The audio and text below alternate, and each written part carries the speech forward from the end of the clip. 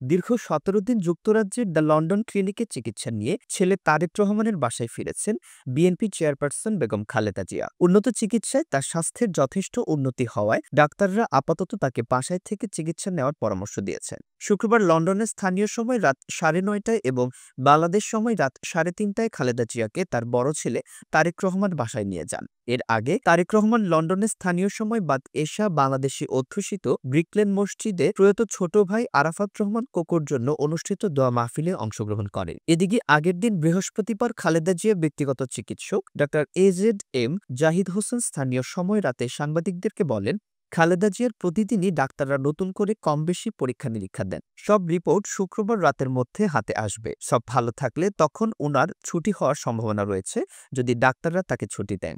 তিনি সার্বক্ষণিকভাবে professor Patrick Kennedy ও Jennifer ক্রসের সার্বিক তত্ত্বাবধানে চিকিৎসাধীন থাকবেন। খালেদা জিয়ার লিভার ট্রান্সপ্লান্ট করার বিষয়ে এখনও সিদ্ধান্তে আসা যায়নি জানিয়ে তিনি বলেন, উনার লিভার ট্রান্সপ্লান্ট করার বিষয়ে এখনও সিদ্ধান্তে আসা যায়নি, কারণ উনার বয়সটা একটা বিবেচ্য বিষয়। তাছাড়া জেলে রেখে উনাকে চিকিৎসা থেকে বঞ্চিত করা হয়েছে। তখন উনাকে বিদেশে নিয়ে আসা গেলে আরও হয়তো দ্রুত সুস্থ করা যেত।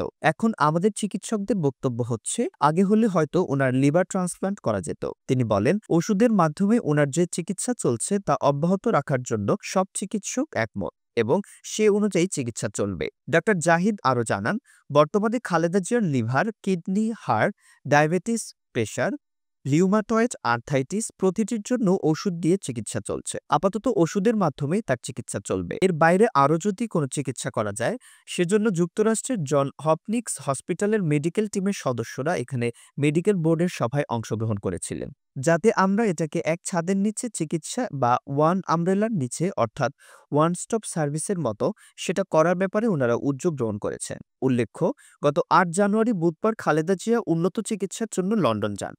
সেদিন লন্ডনের হিথ্রো বিমানবন্দর থেকে সরাসরি তাকে বিশেষায়িত বেসরকারি হাসপাতাল দ্য ক্লিনিকে ভর্তি করা হয়।